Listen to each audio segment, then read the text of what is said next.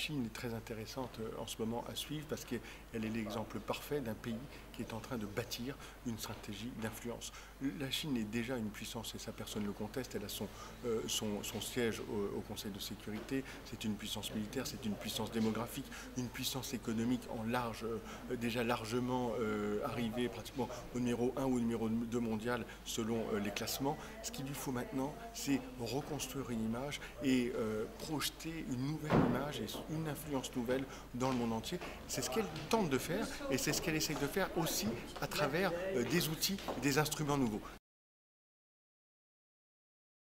On voit bien aujourd'hui que la Chine essaye de bâtir un nouveau réseau de médias à l'étranger en exportant ses propres médias, contrôlés par l'État, parce que le rôle de l'État est toujours très important, mais en exportant, alors je prendrai l'exemple de l'Afrique, eh bien depuis, on sait que la Chine est très présente en Afrique, elle l'est sur le plan économique, depuis maintenant quelques années, elle essaye aussi de le devenir sur le plan de l'influence diplomatique et influence médiatique en rachetant des groupes de presse en Afrique du Sud, en installant le siège de CCTV, la grande télé chinoise, à Nairobi, en développant des bureaux de l'agence de presse chinoise partout sur le continent africain. C'est nouveau et c'est évidemment une volonté d'imposer une vision chinoise des choses, aussi de contrôler l'information à la fois sur les pays où elle est présente, c'est-à-dire surtout ne pas se mêler de politique, et donc c'est à la fois sur un but idéologique mais aussi de faire valoir la voix de la Chine dans le monde.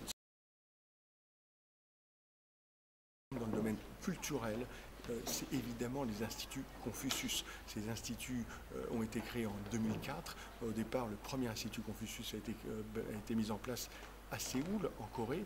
Aujourd'hui, on en compte plus de 400, exactement 430 dans le monde. C'est une explosion de ces instituts bâtis sur le modèle allemand, les instituts Goethe, qui ont pour but évidemment de développer l'enseignement du chinois, mais aussi de la culture chinoise dans le monde. C'est une véritable politique qui est contrôlée par Pékin à travers un organisme qu'on appelle le Hanban, qui contrôle parfaitement toute la politique qui se fait dans ces 430 instituts.